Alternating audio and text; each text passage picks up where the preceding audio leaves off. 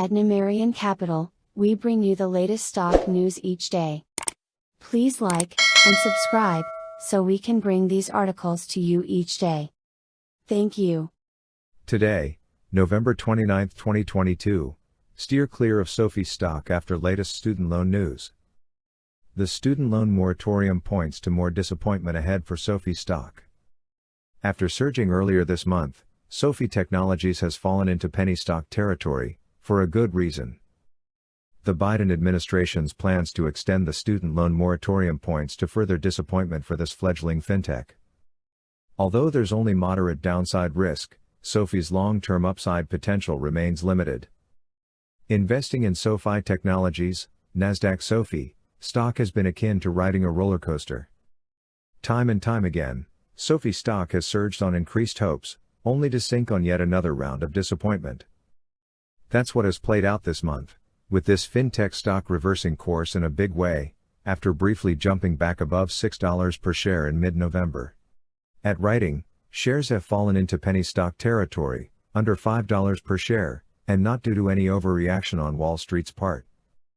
The latest developments in the student loan drama are a negative for the company, which got its start in the student loan business and has been counting on a rebound for this segment to turn around its fortunes in the coming year.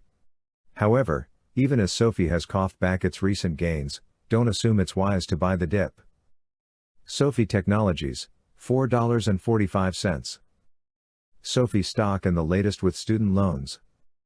As you've likely read in the news, the Biden administration is facing challenges with its student loan forgiveness plan. A few weeks ago, a federal appeals court blocked the White House's ability to move forward with forgiving up to $20,000 in federal student loans. At first, this was perceived to be a positive for SOFI stock.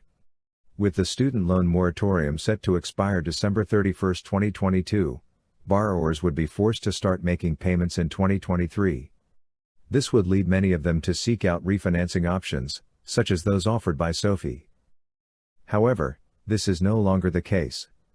Currently fighting against the block in the courts, the Biden administration has decided in the meantime to further extend the student loan moratorium.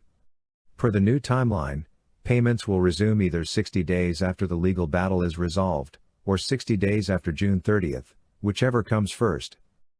With payments, and in turn, demand for refinancing, pushed back yet again, sentiment for SOFI has swung back in the wrong direction.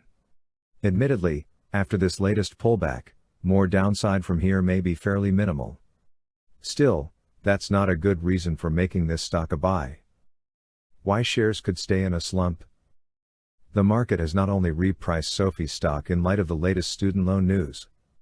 Another repricing may be in the cards, as extending the moratorium pushes back the potential rebound of SOFI's student lending business by at least 6 months. It's questionable whether this fintech will deliver revenue growth and improvements to profitability that meet current estimates. Again, this may not necessarily mean that another massive pullback is in store. As I've argued in past coverage of SOFI Technologies, this stock's tangible book value, $3.34 per share, could serve as a floor. In other words, additional downside may at worst be somewhere around 27%. By comparison, other busted growth plays, despite being down heavily from past highs, continue to have more substantial downside risk. So then, what makes SOFI still a no-go situation? While the downside risk from here isn't exactly high, the upside potential isn't high, either. At least, that's the takeaway from the latest long-term earnings forecasts for SOFI, which call for the company to remain unprofitable until at least 2024, and for earnings in 2025 to come in at just 35 cents per share. This may be barely enough to sustain the current stock price. The verdict on SOFI. Before the aforementioned news, SOFI did not appear favorable from a risk-return standpoint. More like a bank compared to its peers, there's the risk that Wall Street could in the end give shares only a bank stock earnings multiple, 10 to 15 times earnings.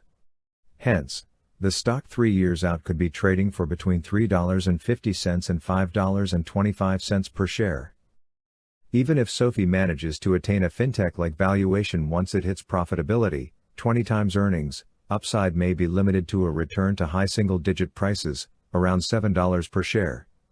Sure, that may sound satisfactory on the surface, with the stocks plunged to around $4.60 per share. But with the student loan moratorium now extended further, it may take more time for SOFI stock to make, at best, a moderate leap higher. Steering clear remains the best move. SOFI stock earns a D rating in portfolio grader. Thanks for watching Numerian Capital News. Please come back tomorrow for another stock news update. Thank you.